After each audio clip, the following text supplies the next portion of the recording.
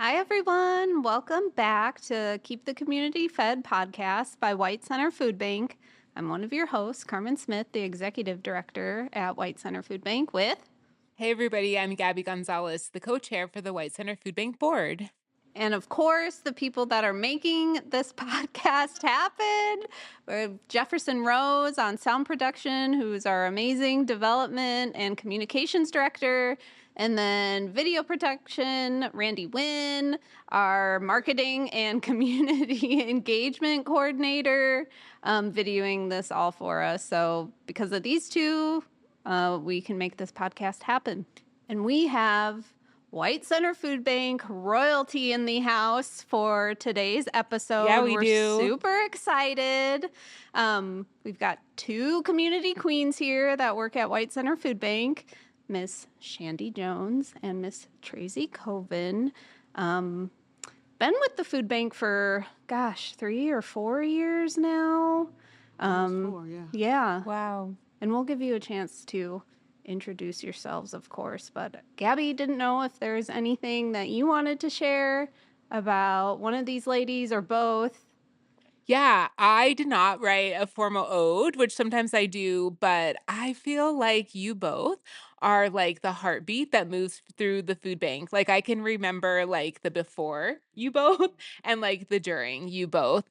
You're both so special. I've had opportunities to talk to you in and outside of the food bank, and it's all just been a joy. And not only that, but I've learned so much from you both. So I'm really excited for this episode. I'm excited that you both are here together. I'm excited that it's our Juneteenth episode. I don't know if that's like a spoiler, but yeah, thank you so much for the work that you do here. And you are just like the heartbeats of the food bank community. Well said. I've gotten to know you both individually, and it's been such an honor to get to work alongside you. You each bring your own flavor to White Center Food Bank that makes it so special, and you both teach me so much along the way, and I'm really just honored that I get to be in your presence, the presence of greatness, when you are here at work. So thank you so much for joining us. And now the secret's out. And Like now we're the sharing you all with like the secret's out. community and now they will know too. So do you each want to introduce yourselves a little bit? Maybe some of your background, history, how you came to White Center Food Bank? Okay. Hey, I'm Shandee with 2 E's, not a Y. I was born in Greenville, Mississippi. So my family's from Mississippi. At 2 years old, we moved to Chicago. So I guess we're part of that great migration north from Mississippi. I came to the White Center Food Bank through AARP. It had a work program for seniors. Yes, I am a senior. And they sent me here, and I love it. This is the best job I ever had. It might be my last job, but this is absolutely the best job I've ever had, period. So that's for me so far. What was your, some of your professional history before you joined AARP and the food bank?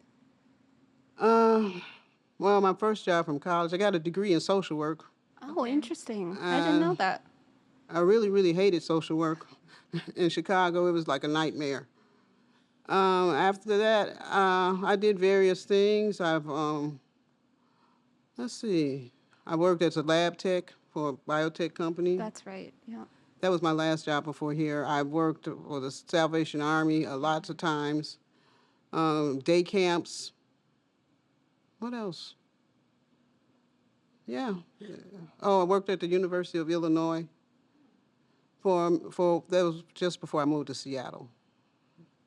I worked at a law firm, like a paralegal. That's it. You've done everything. When you were in social work, did you do that with seniors or adults or youth? Family Oh. social work, where you take people, try to put kids in foster care. Okay. That kind of fun thing. Tough job, I Yeah, imagine. yeah. It's a tough job. It was like you really couldn't help the people, That's what Yeah. I felt. I couldn't help them, Yeah. and it was just like a sad job for me because you couldn't really help them. Yeah. What brought you out to Seattle?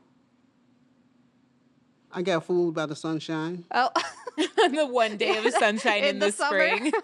I came to visit my friend. She had moved from Chicago here. She said, "Oh, Shandy, come and see me. It's so nice here." So I came up. It was a Labor Day weekend. I was on Capitol Hill. They was Oh. partying. I was like, Mhm. "Yes, I love this place." They didn't tell me about the gray. I found that the hard way. So by then it was too late. How You had already moved. I'd already moved. how long have you been out here now? Oh, about 25 years. Okay. Yeah. And I still haven't gotten used to the gray. No. It's hard. Yeah, it is. Have you gotten used to the gray, Gabby? You're from the Pacific Northwest. Yeah, so I grew up in Portland, Oregon, and I've lived up in this area for now half of my life. I'm 41 years old, and I lived the first 20 years of my life in Portland, and then I've been up here ever since. And I think it gets to me more now, more than it did when I was younger. Like I can feel that thing that like is waiting for the sun to come out when we are like in February and March. And then like the second it's the first nice day, like I feel this thing. I'm like, I am an animal. Like the sun comes out and I just wanna one of my friends calls me a lizard. She's like, you just wanna like lay like and let like it just Yeah. like vitamin D soak in. So I understand that. I truly appreciate how beautiful this area is because of the weather that we have, but I do think that it's this struggle of like waiting for winter to end and spring to begin and like actually stick, right? I mean, when I came here, I was just lost all the time. There's so many trees here. It's like no trees in Chicago like this. It's like, where are you? I'm in a park. That's what I felt. I was always in a park. The entire area is a park. Miss Tracy, do you want to introduce yourself? Oh, yes. My name is Tracy Coven. I'm part of the intake team, intake specialist that probably the first to see the public, and um, I've always been, involved with jobs like that or uh, doing events or things like that, community and stuff like that, being involved with community, church, family, friends, neighbors, and that kind of stuff. And mother of four adult children. But yeah, um, uh, originally from Alaska, lived up there a long time. Um, was a entrepreneur up there slash um, ramp worker. A lot of jobs at the airport, you know. Um, probably been involved with food banks and that type of stuff since I was a kid because I used to go to my with my mom a lot. So, um, I know about the need, you know, and know about how it helps, So, yeah. Um, Miss Carmen said we're wonderful people, but it starts from the top, of course. But yeah, I love what I do, and this will definitely be my last job. Yeah. I can't wait to be you both when we I- grow up. Did you say what brought you to this area? Back down here from Alaska or to this area, White Oh, so Center. you were like in this area and then Alaska and now you've like returned? No, I was in Alaska first, and then, oh yeah, I was in Seattle. Okay. Well, I was in Alaska when I was infant and that Okay. kind of stuff, and to a couple years old. Then we moved down here. Then I moved back after what junior high school or something like that. So that's where I had all my kids, and after being up there many years, I ended up moving back here and been back here for See, you guys make me tell my age. You could just say how long you've been in Like I said Seattle. it on this A episode, so if long you wanted time. to. I've been back a long time, but I was gone a long time too, though. So like I said, I have grown kids. My youngest is 30, I think. So yeah, but yeah, we love Seattle. You know, Have yeah, you gotten used to the gray? yeah, yeah. I mean, I just call it, my bipolar weather. One day you want to barbecue, the next day you got on a raincoat. So, but um, I love the people. You know, um, um, I love what I do. So Well, and I guess like it's the snow question mark versus like the gray, right? Because if in yeah, Alaska it snows a lot. yeah, it's like winter, summer. You know, it's no rain really.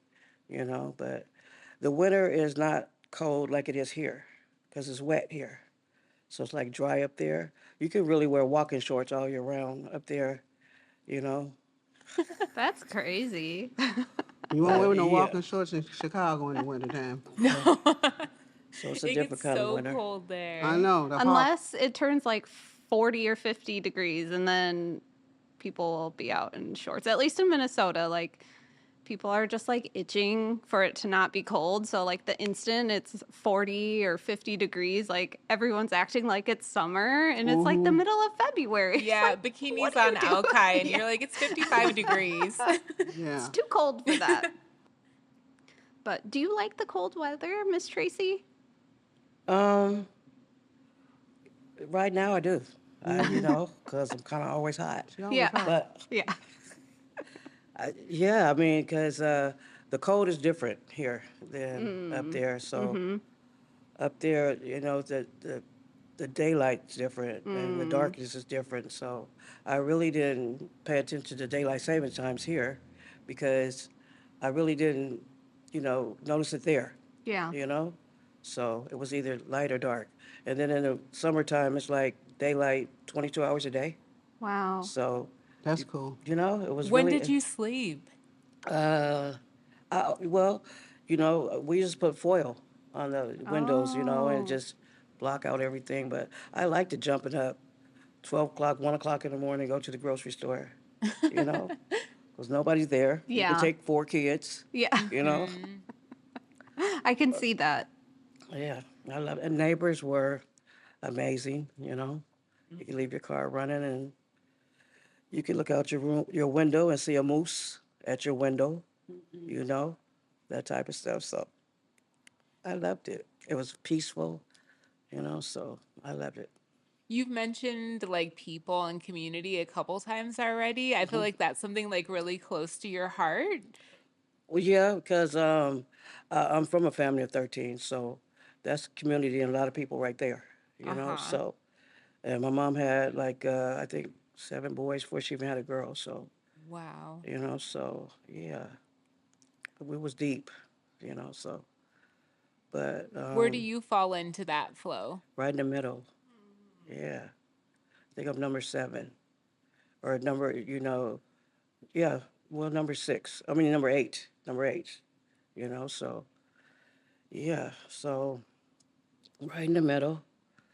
Um, and I was like a mama's girl, you know. If she went to the store, I was going. If she went to the laundromat, I was going. If she went to the food bank, I was going. So you know, I loved it. It made me. I Her strength was, made me, you know, be able to do what I do. So yeah, she showed me a lot. Yeah, Yeah, and it seems like you really channel that energy into how you're a mom. I've heard a little bit about how your kids show up for you, and I'm sure that that's only absolutely, because you showed them the strength that your absolutely, mom showed you. absolutely, absolutely. Yeah, I have 3 women, 1 son. My son's the youngest, and I mean, they're all amazing. Uh, um, A couple of my daughters work for him, so he's doing his thing. Well, they're all doing their thing. They're all well educated and fascinating folks. So yeah, I'm a happy camper. Yeah, I'm a proud mama. congratulations to Yeah. you. Yeah. So yeah. Shandee, do you have siblings? Yeah, I have 5 sisters. And where do you fall? I'm number 4. Number 4, so Yes, almost the youngest. almost, almost. A lot of my sisters, my mother had 2 families. I have sisters that are older, about 20 years older than me. So I have nieces that are older than me. So I have my mother spawned a lot of people. We have, I have great nephews. Oh, really? Wow. Yeah, yeah. It's kind of amazing, actually. Yeah. Yeah, in fact, my great grandfather was enslaved till he was 10 years old. Wow. I found that out I was doing the genealogy. Yeah. So I found that out just going back in the census to find him. It's interesting. Was that in Mississippi? Yeah, Okay. yeah, yeah. I mean, I figured my parents came together in Mississippi, but my father's people came from Virginia and traveled, got sent to Mississippi, traded or whatever they did. Sold. Yeah. Yes. Yes. But my mother would tell me that her grandmother was African and she would speak African. But I don't know if she knew it that well.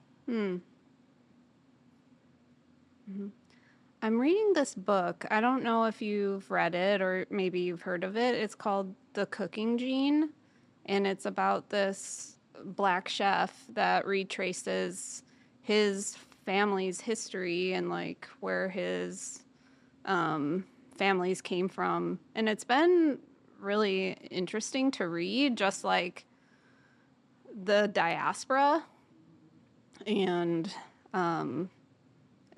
if you haven't read it, I'll give it to you when I'm done. Yeah. It's really interesting because when I was doing the search, I was like, I could trace my grandfather's people to the White Heights. It was my mother's maiden name was Height. And you could trace them all the way back to the White Heights, and they have this whole association. I tried to get into it, but they wouldn't let me come. Oh, really? Yeah, well, good. We could trace it back to where the Heights took my people to Mississippi. So it's an interesting journey. Yeah. Are they still a lot of them still in Mississippi? Yeah, Yeah. yeah.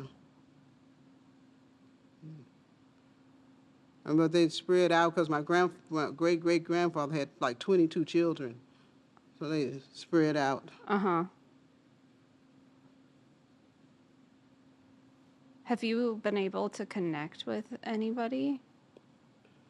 Yeah, we've had a couple of family reunions. Oh, okay. One of my cousins I met at one reunion said he had an ex-wife up here in Seattle. Oh, really? But I've never seen her or met her. I tried to find her, I couldn't find her. Oh, interesting. Yeah, I keep thinking about, as you're telling this story, how I don't know a lot about my family history, and hearing what you were able to discover, how did all of that feel? Or like, how was that to process through? It was interesting because it's like being black people. It's hard for us to discover our roots. It's hard for us to figure out where we're going. So I had a lot of help. I hired this lady in Mississippi to look up records for me, and so she could find stuff because there was a specific, that height name is specific, and because I had my grandfather, he knew where his parents were from. I can made jumps from there. Yeah. But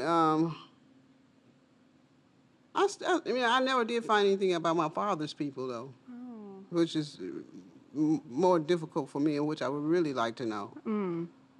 And but it was interesting. I still like the journey. I still like to find out some more about my people. I did find out that my mother's people was from Sierra Leone, and I did the DNA thing, you know. So it's just nice to find a connection, Yeah, you know. I bet. Is that had your mother's family shared, or did they know where they had like originally come from in Africa? No, Oh, okay. they didn't know. You know, I found that out, and then we started just having a lot of family reunions, and people bring their own stuff in there because he had 22 children. I Yeah. mean, you know, and yeah, I wanted to do a pictorial one, but it's hard to find pictures from the old days like that. Would have been kind of cool. Yeah. Yeah.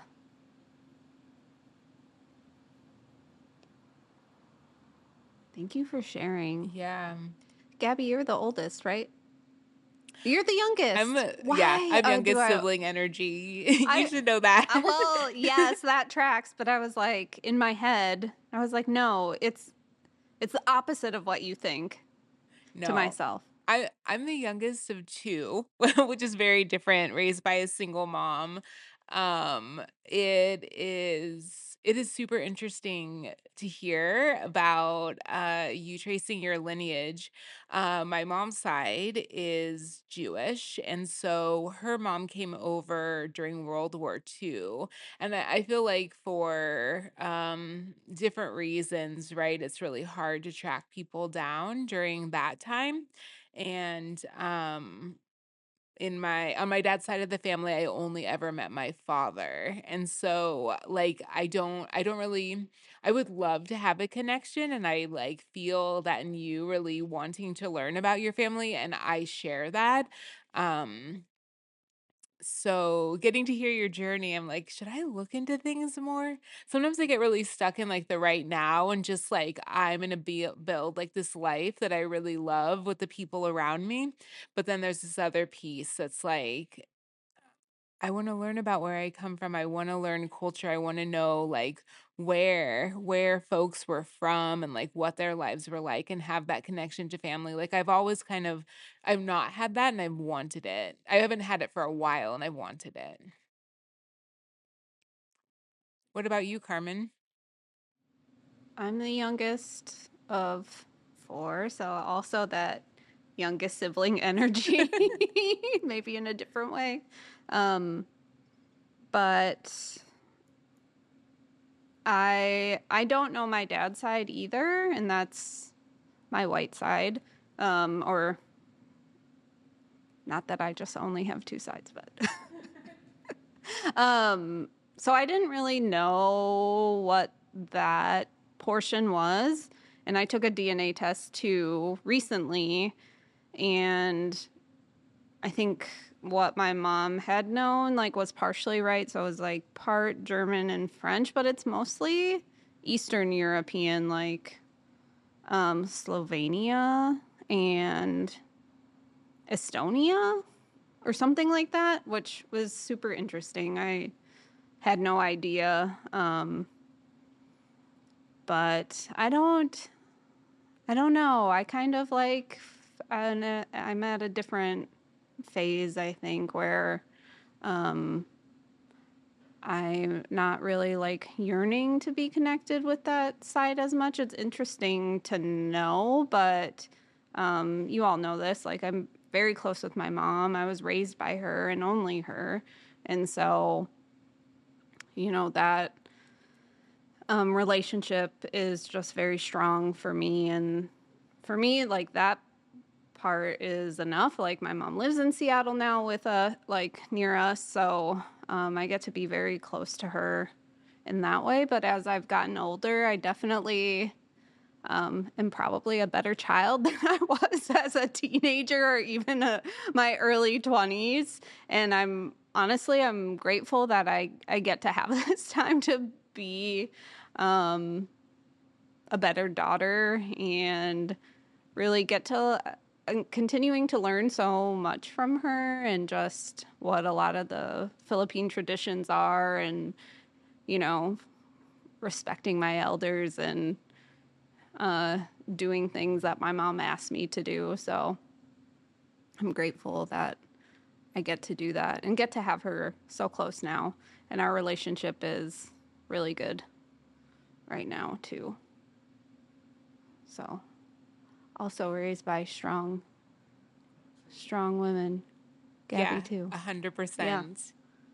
So that resonates with me a lot. You know, my mother was like in her 40s when she had me. And she and my two sisters was pregnant all at the same time. Oh, really? So I'm like 6 days older than my niece and a month older than my nephew. Wow. Are you all close, like siblings? No. No. Yeah. No. I mean, we're friends, but not close like siblings. Yeah. No. Because we was probably closer than I was to my sister. For a long time, I called my sister Aunt.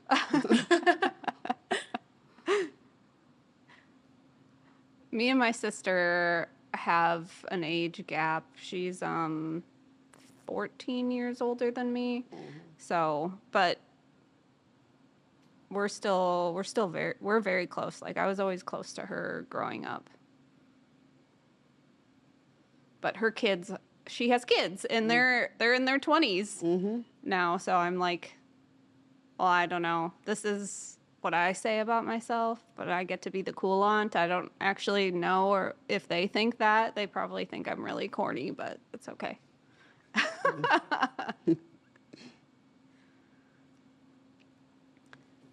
So I don't know if I've ever asked you to this question, but well, I think we have talked about it, but for the sake of the podcast, I'm going to ask it again.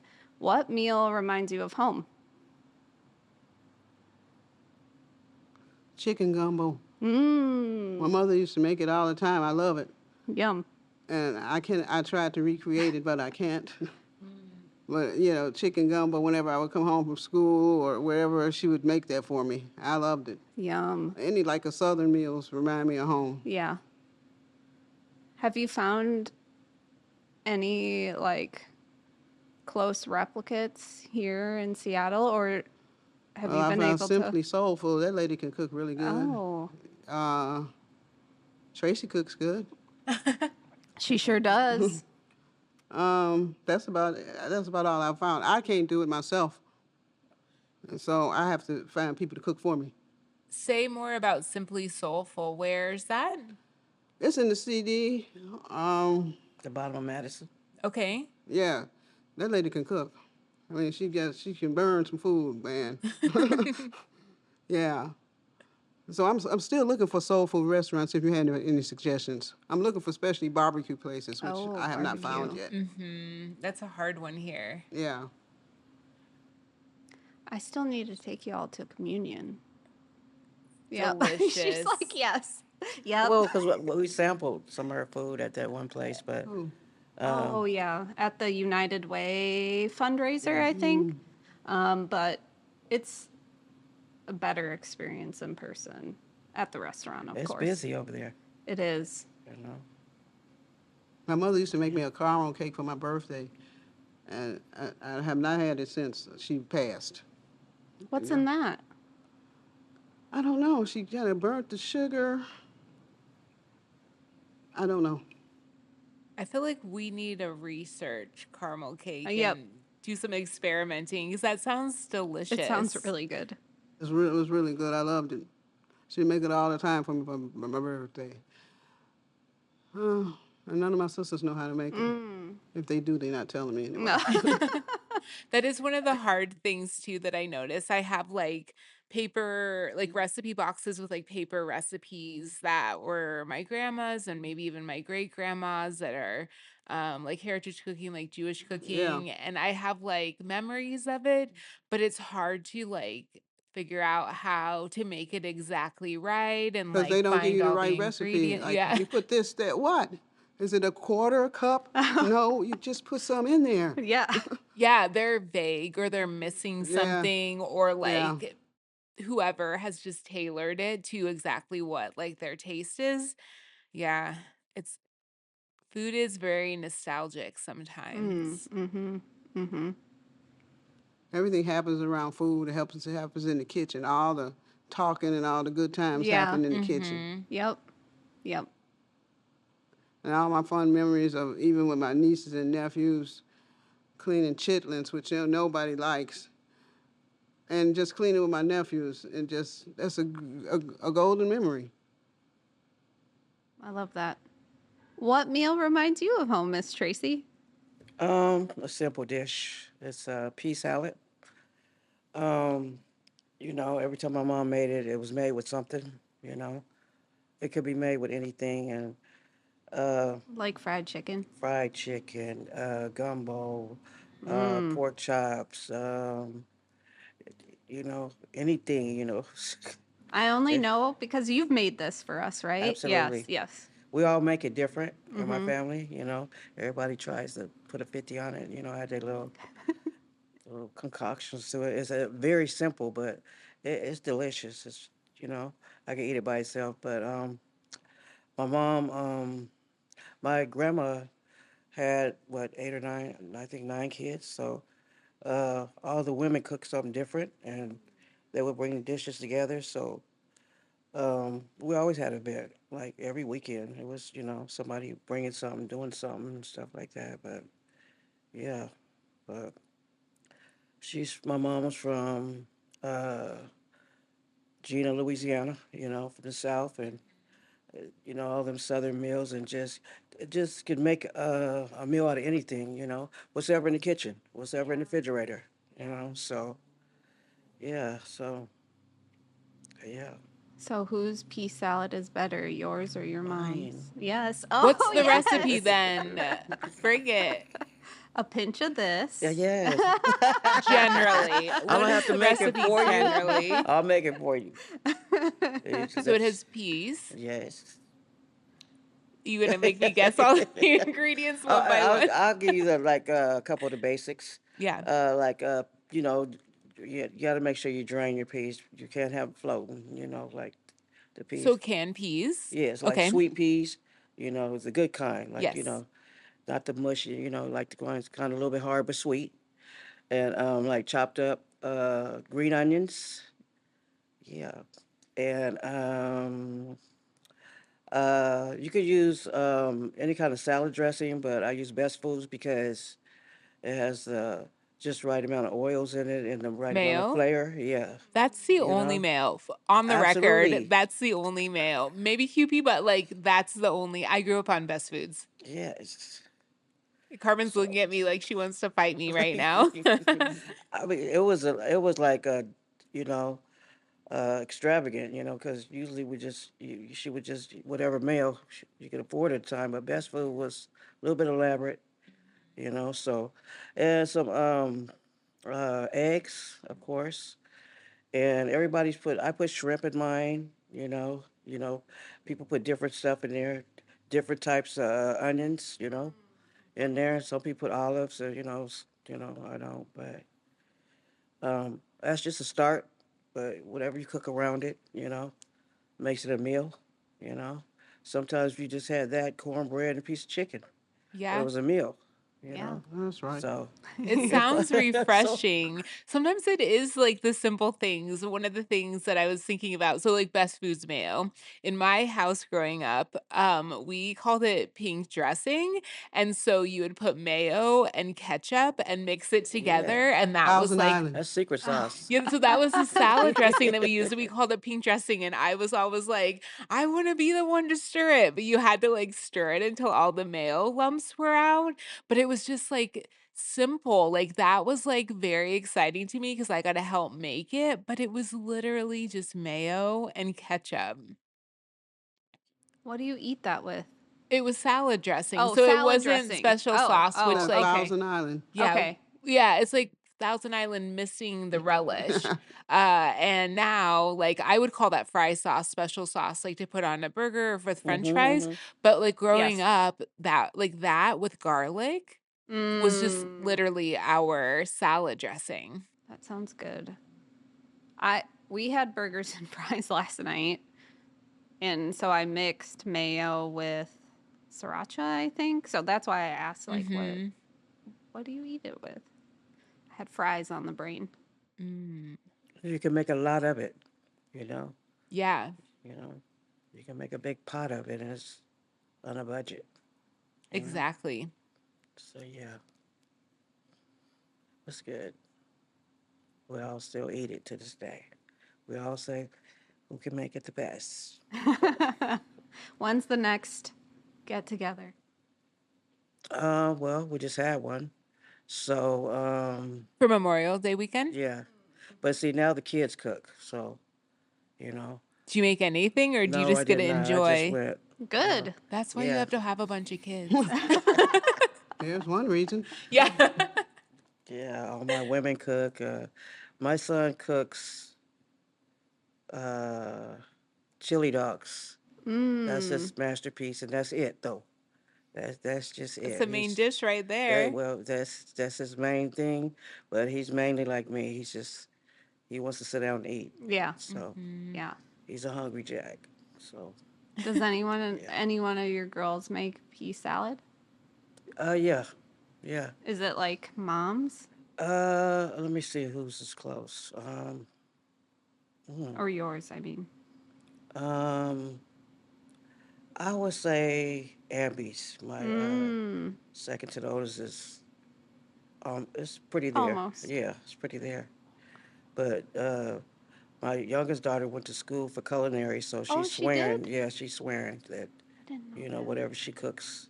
Is the best. Yeah. Yeah. So, You're like, but they're all pretty good. They're all pretty good in the kitchen. So yeah, yeah, they're pretty good in the kitchen. So yeah, they're like we used to do. Just all bring a dish. So yeah, and like the culinary, she brings 4 or 5 dishes. Mm. So she has to show that she's the sous chef, chef and stuff. Yeah. So yeah, but yeah, What's her signature dish? I would say I don't know. She had quite a few. I would say maybe some teriyaki chicken or Ooh. yeah. She have pans when you go over there. She just have pans and stuff. So she Sounds really fun yeah. and So delicious. yeah. My oldest daughter, she's not picky about nothing. So whatever anybody cooks, she'll eat. So that's me. Yeah, the same. yeah, a lot of catfish and fishes and stuff. Yeah, just some of everything. Yeah, I love it. You know, I just get a dish to go. You know, Yeah. fill a pan up with everything in it, Yeah. and just Yeah. take it to go. Yeah. It's like Yeah, the bonus meal. Yeah. Get absolutely. excited for leftovers. Right? Yeah, if it's any. So I make my leftovers first. Oh That's yeah, a oh secret yeah, right because there, I it's feel like. gone. It's a wrap. It's it's Oh.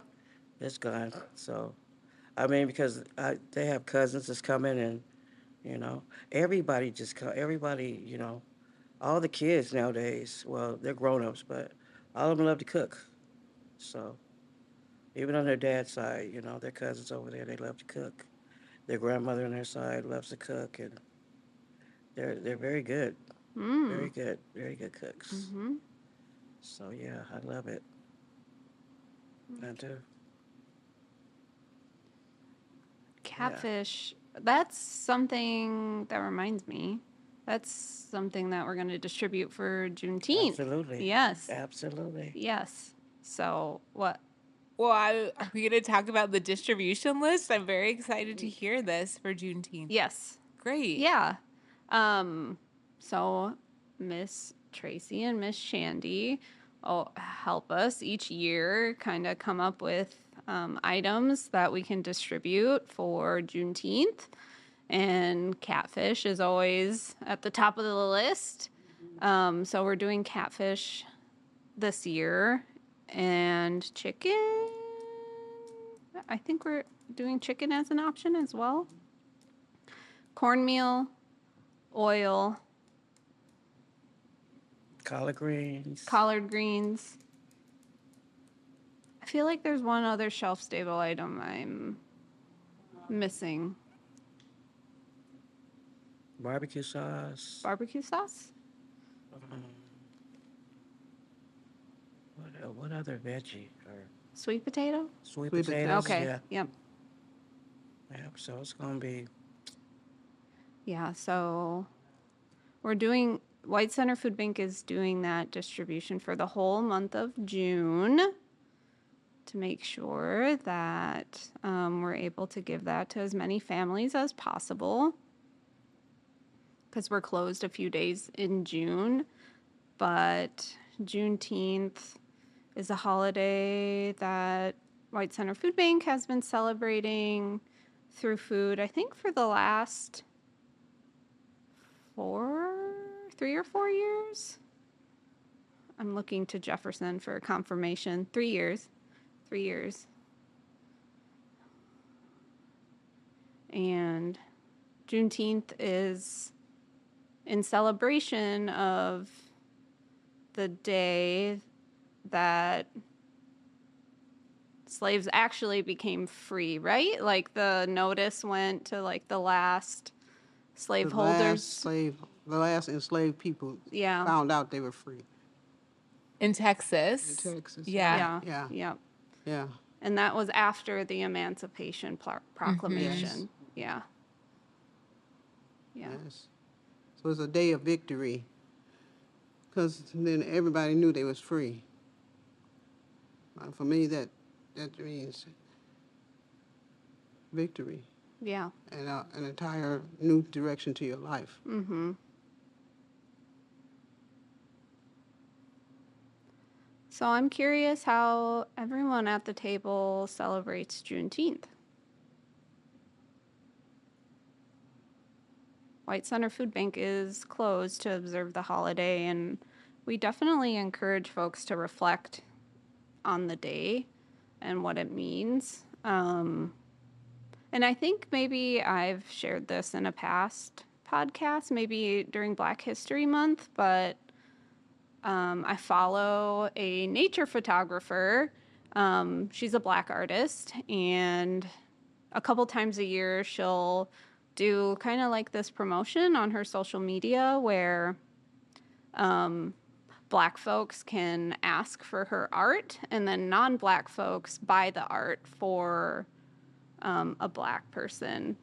So Oh, really? yeah, it's really cool. Her name is, or her Instagram is Wild Gina, and her photos are stunning.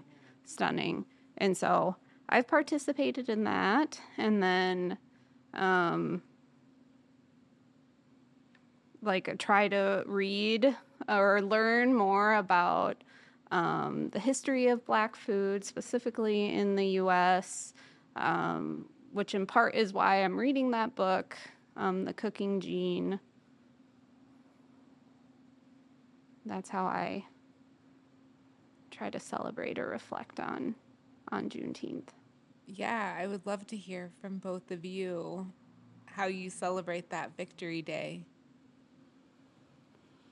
Well, we didn't really celebrate it when I was a kid. I did that more when I was an adult. I don't do anything particular, but I try to watch movies about my people. And I might go see that Emmett Till exhibit in the African American History Museum. I've been trying to see that. I don't know if it's a permanent exhibit, but I want to see it, you know. So I try to do things that honors Black people and their history on that day. They have a lot of celebrations here in Seattle Yeah. that you can go to, you know, but I tend not to make those. Yeah.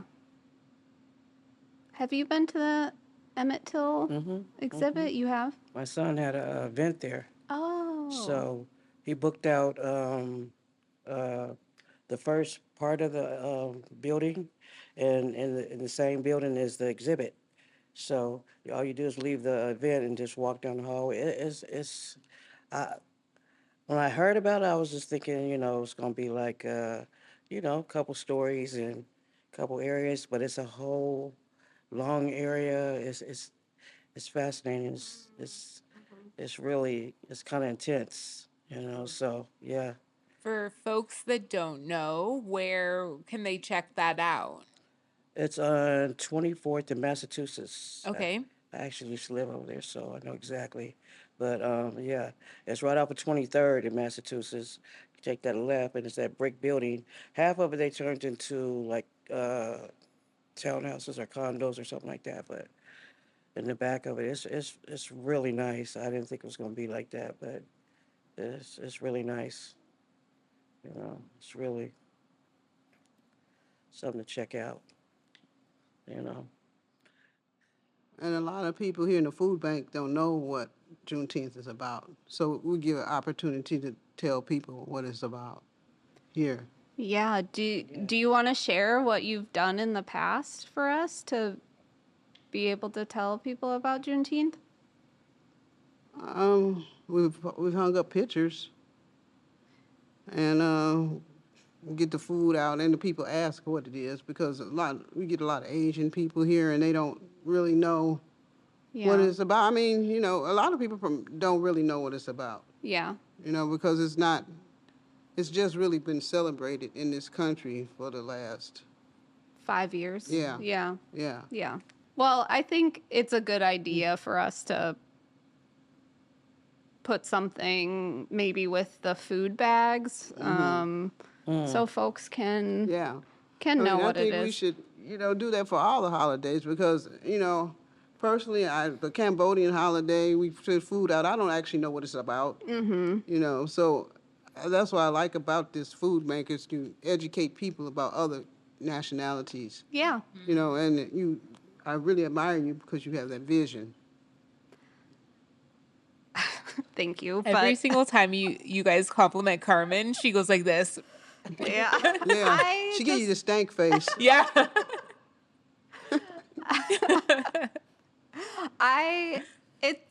it's hard. I don't. I Say thank you, appreciate it. Carmen. Thank you, but I really do feel Take the like, compliment and go with it. well, you all teach me so much, and it's like, oh, these things are really important, like to be able to share, and so that's Plus, why. your mama gives me dinner every Friday night. When you're being fed by the Sometimes, family, couple it's times a week. I So and you know. it's so cute to me that she just she loves taking care of everyone, and like she knows like specific what to do for specific people, so she's like always boxing up stuff for Miss Shandee and Miss Tracey, like make sure they get it, and she's always taking attendance in the kitchen, like where's Jefferson? Mom, he works from home this day. She's like, and now Jefferson comes in actually with Tupperware. as he should. My God, her face is so happy, but She'll come looking for me. she That's She right. will come she looking for me. will. She don't have to come looking for Joey, I bet you. No, because he's in there checking I know in, you're already in there. right? Sorry, Joey. We love Joey. Joey, the operations coordinator. Yes, for Joey, food the bank. operations coordinator He's a at the chef food too. bank. He is a chef too, so she'll put him to work as well while he's in there. But as far as here in Juneteenth, working here has made me way more aware of Juneteenth than I ever was before. You know, of course, you don't learn about it in school. Right. So I didn't even know enough about it to even tell my kids until as of the last few years and stuff like that. And Seattle, celebrating it more and more, doing different stuff. So so now it's tradition now. So we're gonna find something to do, within Yeah. that weekend. You know, somebody's gonna cook. Yeah. And Always then we're gonna food. go to some event. Yeah. One of us, two of us, all of us, or, you know. But yeah, it's it's it's an amazing event. It really is. I'm glad we do to get down here. We celebrate it really good here. We do. So yeah. Well, and that's because of you two. Or do you try to do anything for Juneteenth, Gabby? Yes. So, Miss Tracey, I when you were talking about how you didn't know much about it, like when I think back to being in elementary school, like I can remember the one Kwanzaa video that they showed us and like the one Martin Luther King Jr. book on the shelf, and like reading those and being very interested, but just not having exposure. And I'm pretty honest about the fact that I didn't know about Juneteenth until after the murder of George Floyd in 2020. Same. Um, and I'm also like, that holiday is not for me, and that's totally fine. And so when you talk about victory, like I celebrate with you all, but it's not my victory, right? Like I'm not a Black person. I understand that. And I do feel similarly to Carmen. Like I do spend the day thinking a lot about Black history. I spend the day donating not to Black organizations, but Black individuals. I spent the day typically reading last year. I wish I could remember the name of who it was by, but James.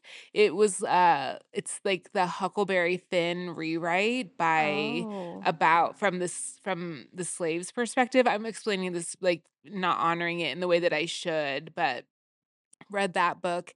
And so I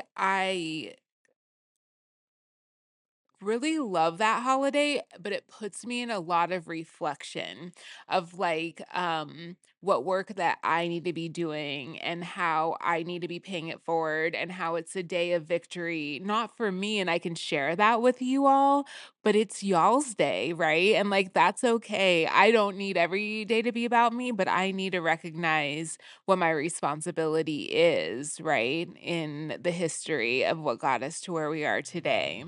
That's great because everybody needs to do that. Yeah, I don't sure. even feel like it's y'all's day. I mean, I It's feel like it's everybody's day. everybody's, I mean, you know, because I think there other people were informed before I was, that are not Black, so and when I go to different events, everybody there, so I mean, I don't know, and I have everybody in my family, you know, my great grandfather was white, so um, I think everybody, it's just would you reflecting on Black people or their history is good because you need to reflect on it because it's part of this country and until you acknowledge what's going on in this country, it's not going to work. You Yeah. know? Right. So reflection, that's great. That's great Yes. because that's the beginning of dialogue, which is what you need to overcome the situation. So I mean, I reflect a lot on Black people. I read a lot of books on the systematic racism that was built into this country,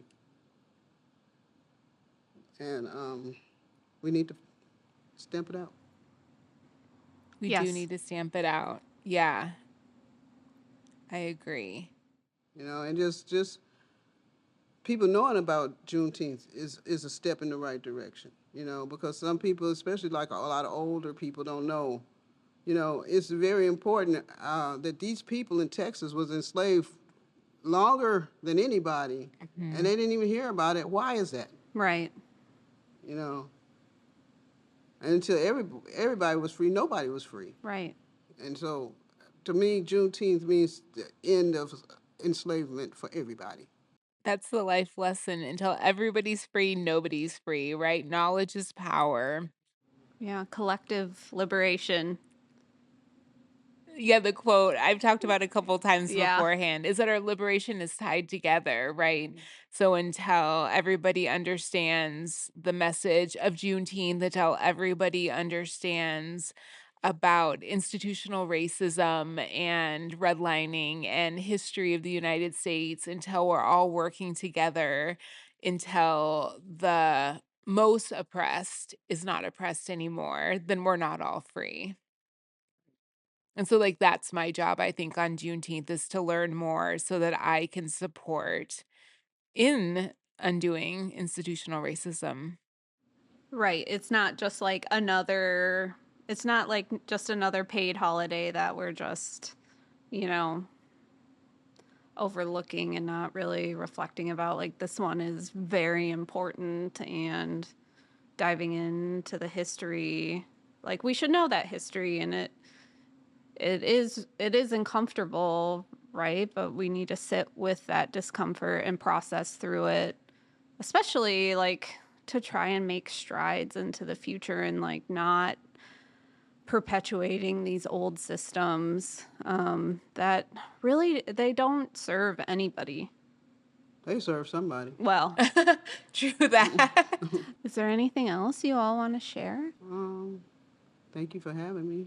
Oh, I didn't thank think you. I'd talk this much, but thank you. Thank you. Thank you both. It really is an honor to always get to be in community with you. Yeah. And it's nice to have dialogue because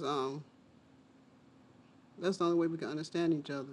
Is through Exactly. dialogue. That's right. You know, because, I understand black people are not the only ones that's been oppressed. We have to do something about the people that are in charge of this country, what they're doing to it.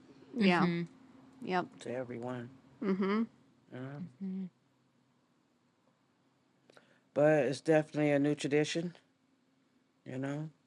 I don't know. I don't know why it wasn't something I knew a long time ago, you know. But it's never too late. It is never too late. That's right. Yeah. And part of the hard work of like undoing racism is remembering to celebrate, right? So that's a key piece of this work. Mm-hmm. Yeah. Thank you for that reminder. So I think that's going to conclude this episode. One big announcement for the month of June. The Taste of White Center is back for the 4th year. Yes. Yeah. June 28th from 11 to 3. Downtown White Center. What's going to be different this year is we're just going to have one ticketing area where you can buy your $5 tickets. And that's going to be at the cross streets of 16th and 98th. But we'll have a bunch of stations set up there, so we're hoping that folks won't have to wait too long in line to get their tickets. And we have over 30 restaurants participating this year. We're going to have a kids area again, maybe some music, DJ for sure, and maybe a couple other surprise activities. So make sure you mark your calendars, you make some time to come out and support White Center Food Bank and eat your way through the best neighborhood in Seattle. Yes. Come get it. Come get be it. there. And make sure you follow us on social media. We're at White Center Food Bank on all platforms. And then you can get this podcast wherever you get your podcasts. Thank you so much. Thank Bye. you. Next time. Bye. Thank you. Bye.